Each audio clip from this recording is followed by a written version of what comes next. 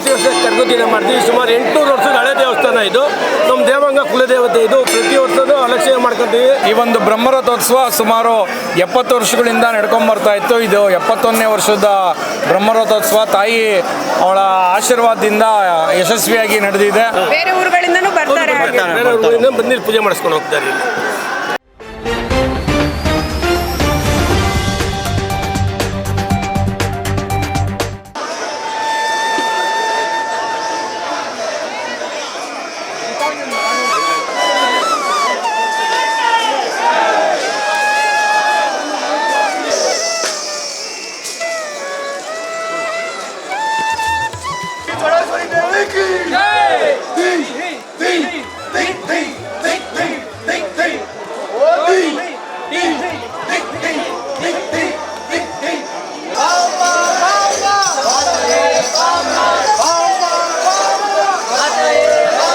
Sir ನಮಸ್ತೆ. ಇವತ್ತು ಚೌಡೇಶ್ವರಿ ತಾಯಿಯ ಒಂದು ಜಾತ್ರೆಯನ್ನ ಆಚರಣೆ ಮಾಡ್ತಾ ಇದ್ದೀರಾ, ಯಾವ ರೀತಿಯಾಗಿ ಮಾಡ್ತಾ ಇದ್ದೀರಾ ಮತ್ತು ಪ್ರತಿ ವರ್ಷ ಯಾವ ರೀತಿಯಾಗಿ ಒಂದು ಆಚರಣೆನ ಮಾಡ್ಕೊಂಡು ಬರ್ತಾ ಇದ್ದೀರಾ? ಪ್ರತಿ ವರ್ಷ ಚೈತ್ರ ಪೌರ್ಣಮಿ ದಿನ ಚೌಡೇಶ್ವರಿ ದೇವಸ್ಥಾನ 70ನೇ ಇಸ್ವಿಯಿಂದ 71ನೇ ವರ್ಷ ಈ ವರ್ಷ ಬ್ರಹ್ಮರಥೋತ್ಸವ ಮಾಡ್ತಾ ಇದ್ದೀವಿ.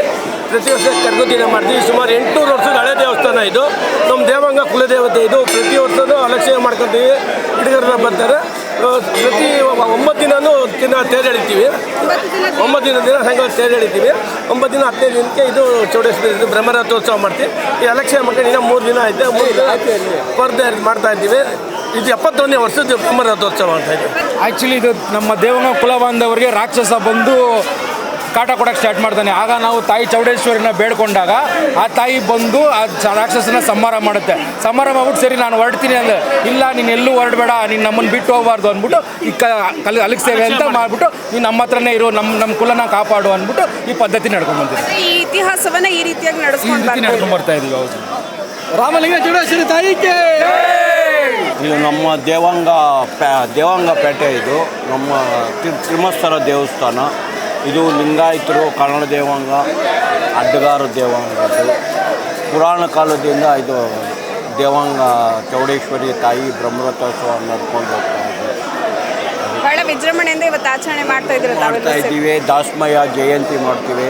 ನಮ್ಮ ನೇಕಾರ ಬಂಧುಗಳು ಇದೆಲ್ಲ ನೇಕಾರ ಪೇಟೆನೇ. ಆ್ಯಕ್ಚುಲಿ ದೇವಾಂಗ ಅಂತ ಏನಕ್ಕೆ ಬಂತು ಅಂದರೆ, ದೇವರಿಗೆ ಒಂದು ಅಂಗ ವಸ್ತ್ರನ ದೇವಾಂಗ ಮಹರ್ಷಿಗಳು ನೈ ಕೊಡ್ತಾಯಿದ್ರು. ಅದಕ್ಕೆ ದೇವಾಂಗನ ಅಂಗ ಮುಚ್ಕೊಳ್ತೀರ ಅಂದ್ಬಿಟ್ಟು ನಮ್ಮ ಕುಲ ಬಂದವ್ರಿಗೆ ದೇವಾಂಗ ಅಂತ ಅದು ದೇವರ ಅಂಗ ಅಂದ್ಬಿಟ್ಟು ನಮಗೆ ಒಂದು ಕುಲ ಬಂದ ದೇವಾಂಗ ದಾಸಮಯ್ಯ ರಸ್ತೆನೇ ಇದೆಯಾ? ದೇವಾಂಗ ದಾಸಮಯ್ಯ ರಸ್ತೆನೇ ಇದೆ.